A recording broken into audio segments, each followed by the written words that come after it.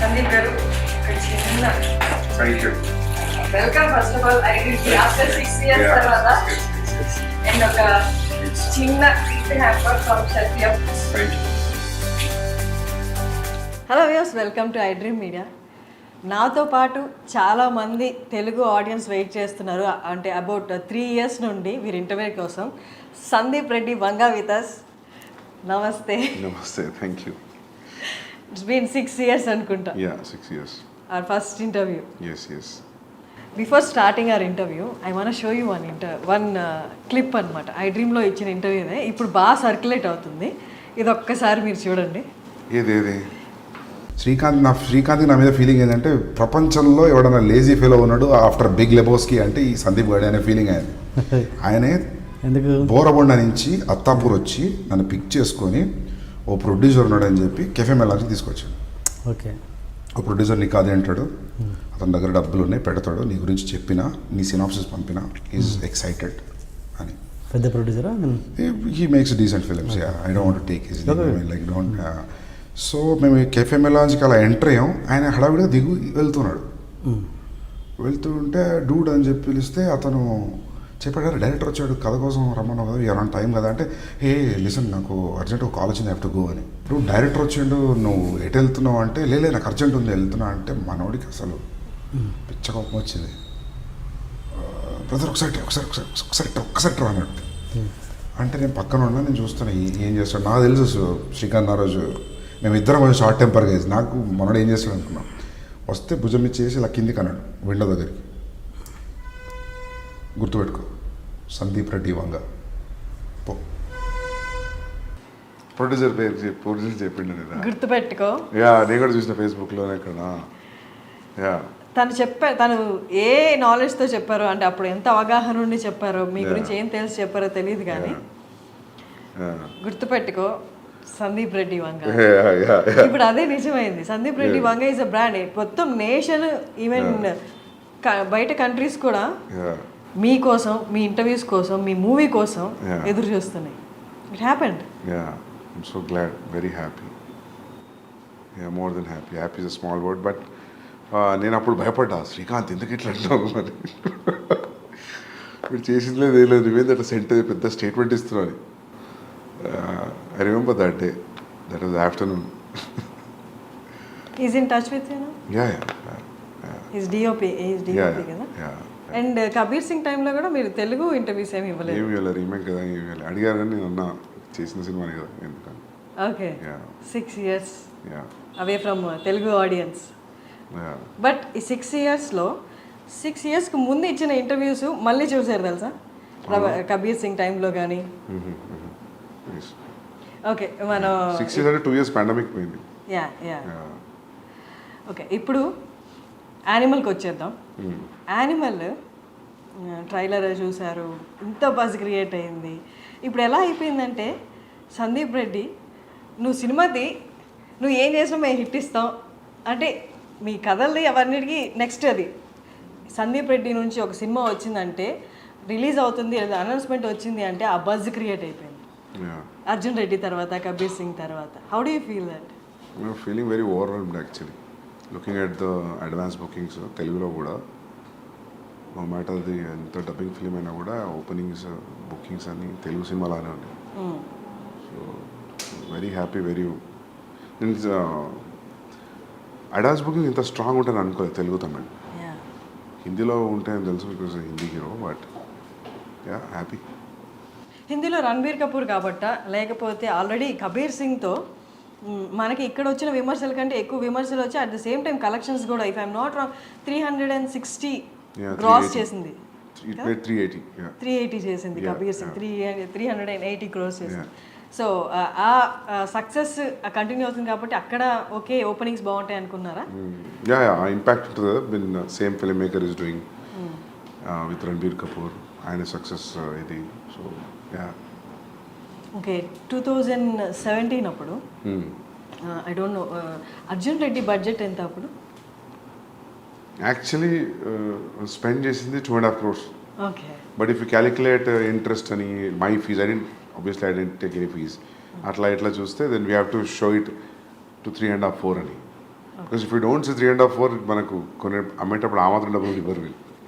So చెప్పడం 4 అని అలవాటు అయింది, 3.5, 4. But actual what we spent was 2.5.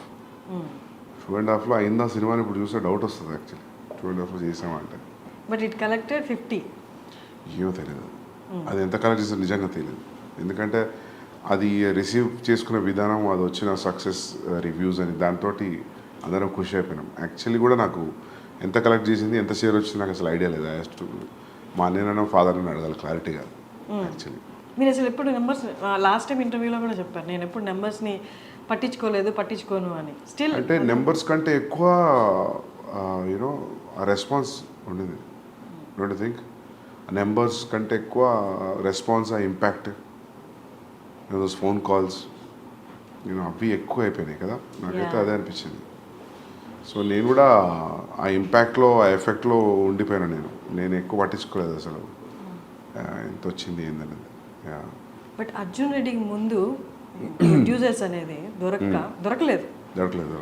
ఆ టైంలో ఆ నెంబర్స్ అనేది ఈ అమౌంట్ పెడితే చాలు, నేనేంటో నేను రాసుకున్న కథని నేను చూపించాలి అన్న దాంట్లో అప్పుడు ఉండే కదా నెంబర్స్. అప్పుడు నాకు ఏముండే అంటే 2.5 పెడుతున్నాం, వర్స్ట్ కేసులో 2 అయినా బ్యాక్ రావా అనుకున్నాను. 50 పోతే పోయినాయి. అట్లీస్ట్ మనం అనుకున్న సినిమా చేసినాము. At least people, producers will know, anybody who want to invest on me, they know that I know the craft అని. So yeah. Was it total your brother's money? Yeah, my brother's money, my father's money. Yeah. Okay. So Arjun Reddy almost 2.5, 4 pedte, it collected around 50. And Kabir Singh, నాకు budget ఎంతో 36 పెడితే 380. Yeah. 380. 2019 Kabir Singh release అయింది. 2019 తర్వాత మీ movie అని కాదు, ప్రతి మూవీకి numbers మారిపోయాయి. ఇప్పుడు ఎవరు 500 అబో 1000స్లోనే మాట్లాడుతున్నారు బడ్జెట్ కలెక్షన్ అనేది. అంటే వన్స్ పాండమిక్ తర్వాత నెంబర్స్ అన్ని డ్రాస్టిక్గా చేంజ్ అయిపోయి ఇప్పుడు ఎవరు 1000 కంటే తక్కువ ఆలోచించట్లేదు. అండ్ పాన్ ఇండియా గురించి ఆలోచిస్తున్నారు. యానిమల్ రిలీజ్ అవుతుంది December 1st. అర్జున్ రెడ్డికి, కబీర్ సింగ్కి ఇప్పటికి నెంబర్స్ ఏమనుకుంటున్నారు? నెంబర్ ఎక్స్పెక్ట్ ఎంత చేస్తున్నారు? చూడాలి ఎంత చేస్తామో. But they are saying advance bookings చూసి first day only in Hindi it will be more than 50 అంటున్నారు. But first day in Hindi, only Hindi more than 50, that too only India. That's a crazy number, biggest number. So చూడాలి.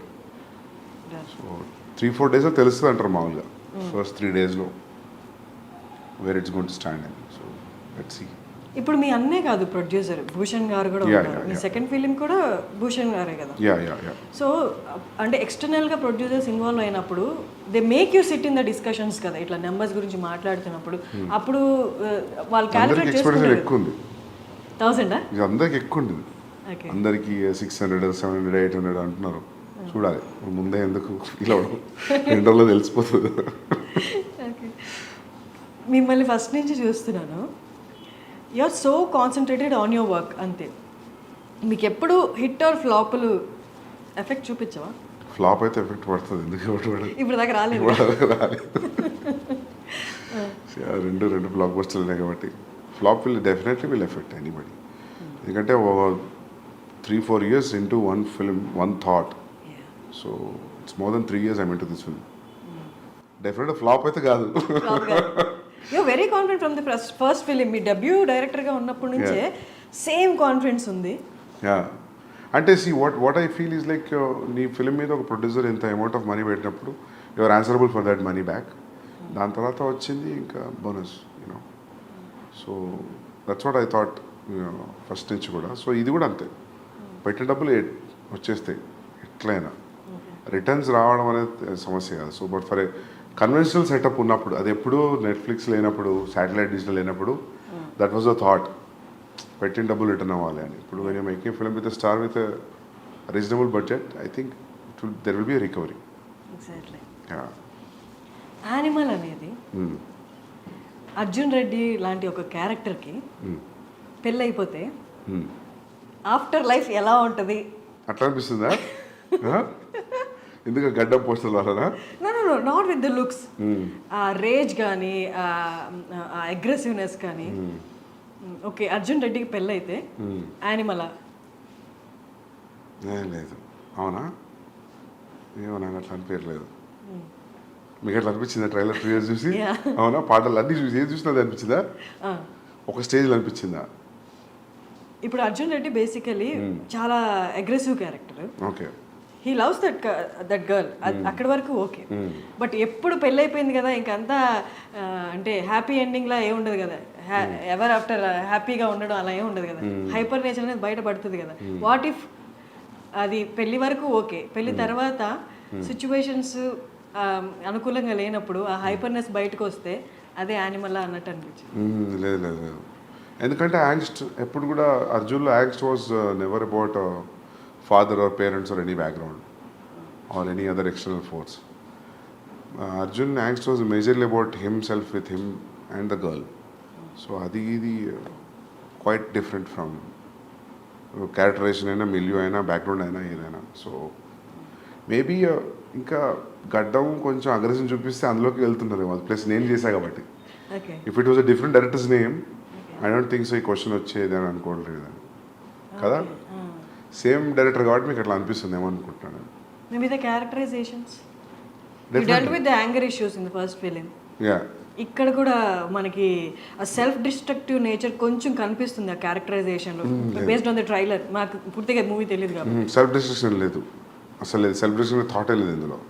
Is fully focused, is prepared for what he wants to achieve. So self destruction అనేది లేదు. Because you don't want, it doesn't want to destruct because there's a proper ambition and goal for this guy in Animal. Arjun was lost, destroyed in love. So quite different. Maybe because it was the same, maybe aggressive tone given కొంచెం అనిపించిన గడ్డంతో ఉన్నా మీకు అట్లా అనిపిస్తుందేమో కానీ కాదు. Actually Arjun పెళ్లి తర్వాత ఏం చేస్తున్నాడంటే వేరే కథ రాయొచ్చు కానీ స్ట్రెచ్ చేయాలనుకుంటే పార్ట్ 2 అని. సందీప్ రెడ్డి ముంబైకి వెళ్ళిపోయాడు.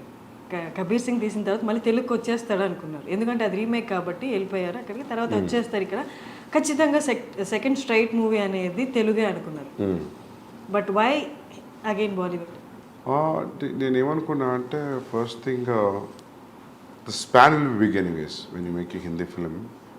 Now today in the post pandemic తర్వాత it has become wherever you make a film, if it has a content in it, then it will go places like KGF, Pushpa, the examples. And content of the universe will unna kuda there is no guarantee that every film will go like KGF and Pushpa. You know, there is no yardstick for it. And top of it, I got a chance to work with Ranbir Kapoor, so that is one of the main reason I didn't want to miss the chance. And he'll fit into the story very well. Ee rendu factors unnappudu I thought I should not think about the language. So language is only for a setup, but excluding that, when you see a wide release, it will be a very big release, right? When you compare to doing it in a Telugu film. But నేను start పెట్టినప్పటికీ నేను ఇప్పుడు అయిపోయి release అయ్యే వరకు statistics మారిపోయాయి. Because KGF 2, Pushpa 2, so Pushpa 1. So ఇప్పుడు ఇట్లానే ఉండేదా if at all any Telugu star would have done. So ఇదంతా hypothetical thought and question, so we never know. Ideally, one striking thing was like Ranbir Kapoor liked the story and I'm seeing him throughout the story, then that's it. So he said, ante athani land is Hindi kada, so happens to be Hindi cinema.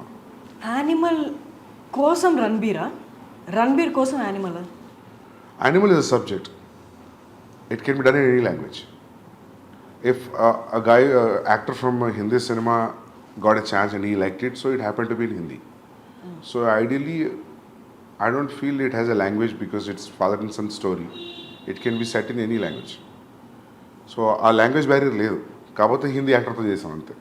ఇప్పుడు మొగ్లాజం ఉంది for example, మొగ్లాజం హిందీలో చేయాలి, తెలుగులో కుదరదు, Akbar story అది. So అట్లా ఏం లేదు దీనికి. It could have done in any language, అందుకే we are dubbing it in all languages. Ranbir ఒక ఇంటర్వ్యూలో, నేను చూసిన ఇంటర్వ్యూస్లో ఒక ఇంటర్వ్యూలో చెప్పారు, he is so original, Sandeep is so original, he takes instances from his life and makes films అని చెప్పారు. సో యానిమల్లో నో జనరలీ అది ఎందుకన్నానంటే మనం ఏదైనా చెప్పేటప్పుడు I give examples about this is what I saw somewhere, this is what I saw and this are the repercussions, so that's why I fell that day, so I thought this will be nice scene. When I give examples like that, so ఆయనకు అనిపించి ఉంటుంది. So I draw so many things from my real life అని. So, but as a story, there's no relation between what has happened with animal character in the film and for me. So, మీకు మీ ఫాదర్కి ఉన్న scenes ఏమి సినిమాలో లేవా? లేవు Was అసలు your నాకు లేదు. నాకు ఫ్యామిలీ యాంగ్స్ట్ ఏం లేదు. నాకు చాలా supporting parents, father mother. So నాకు ఎప్పుడు నా యాంగ్స్ట్ అంతా హై స్కూల్ కాలేజ్. సో నాకు ఫ్యామిలీ లైఫ్లో యాంగ్స్ట్ ఏం లేదు. హై స్కూల్ కాలేజ్లో ఏముంది? చిన్న ఇవే గొడవలు, హెచ్ఓడితో ఇష్యూస్ అవి ఇవి. సో ప్రతి ఒక్కరికి యాంగ్స్ట్ ఒక ఏరియాలో డిసైడ్ అవుతుంది కదా. So that for me I think it's high school and college. So it's I can write a story on that if I want about how ఒక పర్సన్కి యాంగ్స్ట్ ఎలా స్టార్ట్ అవుతుంది when he has a happy family also. I feel like we human beings speak angst.